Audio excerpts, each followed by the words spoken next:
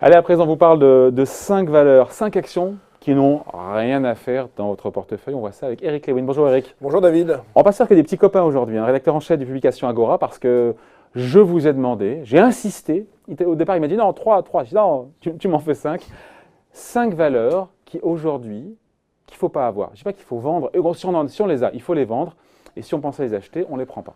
On commence par quoi? Ce qui est dans l'actu. EuropaCorp, parce que c'est l'actualité. Non, ce que je veux dire, c'est que ce n'est pas des valeurs que je n'aime pas, parce qu'après... On s'en fout d'aimer, pas aimer. Non, c'est pas ça. C'est pas qu'elles sont persona non grata avec moi, c'est que c'est des valeurs qui ont un risque. Alors EuropaCorp, introduction sur une valorisation supérieure à 300 millions d'euros en 2007. EuropaCorp, c'est la boîte de Luc Besson. De Luc Besson. De Luc Besson. Donc je ne parlerai pas de Luc Besson, des déboires qu'il a en ce moment, parce que ça c'est sur le terrain judiciaire, je ne veux pas du tout en parler. Non, ce qu'il y a, c'est qu'il y a un parcours boursier qui n'est pas fameux. Je disais plus de 300 millions d'euros il y a 10 ans, maintenant ça vaut plus que 82 millions d'euros. Ils font beaucoup de pertes, ils ont fait 226 millions d'euros l'année dernière, plus 46%. Ils ont réduit leurs pertes, non? David Jaco, ils ont perdu encore 60 millions d'euros. Oui, mais et ils ont une dette nette à rembourser de 250 millions d'euros, dont 90% exigibles dans un an. Ce qui veut dire qu'ils ont un peu le couteau sous la gorge. Donc il y a deux solutions. On a parlé de Netflix. Ouais, enfin, on a parlé de Netflix, il pourrait prendre le contrôle du capital. Non, mais ça, c'est l'Arlésienne. C'est-à-dire que chaque fois, on parle de Netflix. C'est comme sur Orange, Bouygues et SFR et Altice. On parle chaque fois, ça va être réduit de 4 à 3 opérateurs. Les actions montent, puis finalement, on se dit, il ne se passe rien. Donc non, le dossier est assez dangereux, notamment parce qu'ils ont eu un énorme échec sur Valérian, qui était le blockbuster qui devait faire un carton aux États-Unis, qui ne l'a pas fait. Et puis donc la situation financière est assez inquiétante. Donc même à 2 euros, je pense qu'il ne faut pas aller sur ce dossier. Voilà. Autre dossier, Carrefour. Carrefour, valeur du CAC 40, valeur de retournement. Il y a un nouveau management qui a passé les comptes à la paille de fer, qui a une vraie stratégie, qui passe des partenariats avec les... Tencent. Et juste avant, c'était Amazon, non? Google. Pardon, Google. Carton rouge pour David Jaco. Pardon, je suis fatigué, c'est la fin de saison. Et vous n'y allez pas. Bompard, il a fait ses preuves partout où il est passé. D'accord. Alors, ce qu'il faut savoir quand même, c'est qu'aujourd'hui, c'est historique, mon cher David. Carrefour est devenu la plus petite capitalisation du CAC 40. Avant, c'était Veolia. Veolia est passé devant Carrefour parce que depuis quelques jours, le titre n'a pas baissé. Ça doit faire 10 milliards 3, 10 milliards 4 de capitalisation.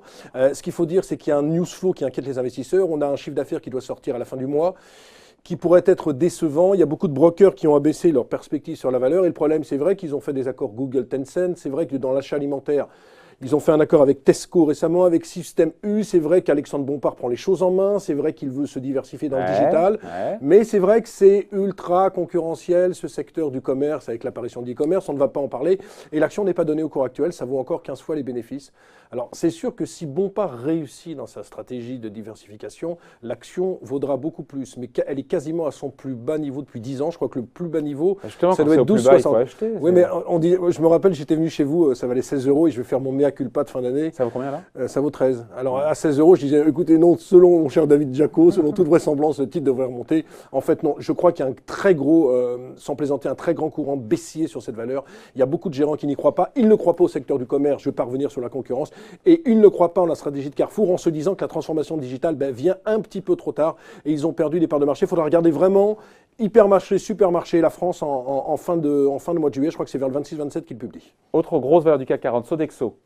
Ou alors Sodexo, c'est une valeur qui, dans sa dernière publication, a fait un petit peu mieux que prévu. Ouais. Ils ont fait une croissance organique de l'ordre de 1,4%, plutôt pas mal. Le problème, c'est que l'action a beaucoup remonté ces derniers jours et que le news flow n'est pas extraordinaire. Aux États-Unis, notamment dans l'éducation, ils ne font pas de miracle.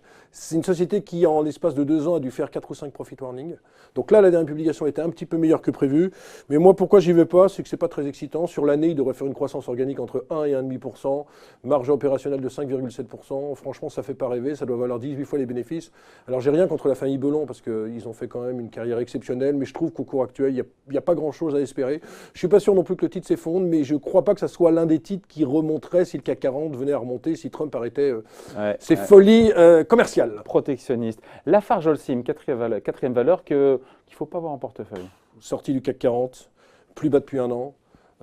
Ça doit faire depuis le début de l'année moins 15%. Le problème avec la Mais quand c'est bas, justement, c'est là où on fait de bonnes affaires, non? Vous avez le problème de la cimenterie en Syrie. Là, où vous savez qu'il y a certaines organisations qui les accusent même de crimes contre l'humanité. Mais c'est plus que oui. Donc on est quand même dans le crime contre l'humanité. Ensuite, c'est quand même une valeur... Et une mise en examen à titre de personne morale, dont notamment comme chef d'inculpation. Ce fameux crime contre crime l'humanité. contre l'humanité. Et puis franchement, c'est une valeur super cyclique. En ce moment, est-ce que quand vous voyez Trump qui dit qu'il y aura peut-être 200 milliards de taxation à la fin du mois d'août sur les produits chinois, est-ce que vous avez envie d'acheter une valeur cyclique? Non seulement elle sort du CAC 40, donc il y a plein de géants qui n'y vont plus. Vous avez ce problème de la Syrie. Vous avez ce problème de la grande cyclicité. Et vous avez un autre problème, c'est que ça vaut 15 fois les bénéfices. Donc bon, c'est vrai que depuis la fusion en 2015, le titre s'est effondré. Et puis maintenant, la grande problématique, ils ont même vendu le siège des Bellefeuilles, qui était la rue des Bellefeuilles, dans le 16e arrondissement. Non, c'est pas ça. C'est que c'était Lafarge-Holcim. On pensait qu'il y aurait un... Voilà. Et ce sont les Suisses qui ont pris la main. Ah, mais les Suisses ont complètement bouffé nos petits franchouillards, malheureusement, excusez-moi cette expression, ce qui fait que le dossier... Et l'affaire actuelle, encore une fois, avec cette mise en examen, va pas arranger les affaires. Alors, je ne dis pas qu'il va se passer des choses énormes, mais s'il y a une amende avec la cyclicité, moi, je n'ai pas envie du tout d'aller sur l'affaire. Et puis, il est question aussi que la justice américaine mette son nez aussi dedans. Et là, on se dit que ça pourrait coûter très cher en amende. BNP Paribas ça vaut 40 €, moi, je n'ai pas envie d'y aller. Et on termine avec Biomérieux. Super boîte. Super dossier, plus 200% en 5 ans dans le diagnostic médical, il va être l'un des leaders mondiaux, donc super boîte, super dossier, 2017, meilleur résultat de l'histoire du groupe. Alors vous allez me dire, mais c'est Eric Lewin devient complètement idiot. Pourquoi il nous parle de cette valeur? La grande problématique, c'est que 2018, on devrait avoir une hausse en organique de 8 à 9%, avec un petit tassement de la rentabilité. Pourquoi? Parce qu'ils dépensent beaucoup en recherche et développement. Alors vous allez me dire, ils construisent d'avenir, oui. La problématique, c'est que c'est super cher. 2018, ça vaut 35 fois les bénéfices. 2017, ça vaut 32 fois les bénéfices. Vous vous rappelez ce qu'il y a eu sur Hermès quand à 600 €, pour une fois, je me fais comme on dit, l'inverse du mea culpa, je ne sais pas, pour une fois, je me fais des louanges. Quand ça valait au-dessus de 600 €. Tresse des louanges. Voilà, tresse des louanges. L'autocongratulation. L'autocongratulation. Quand ça valait plus de 600 € sur Hermès, moi, je vous disais, ça devrait baisser. On a baissé jusqu'à 520. Sur Biomérieux, c'est la même chose. C'est-à-dire qu'on peut baisser de 10 à 15%.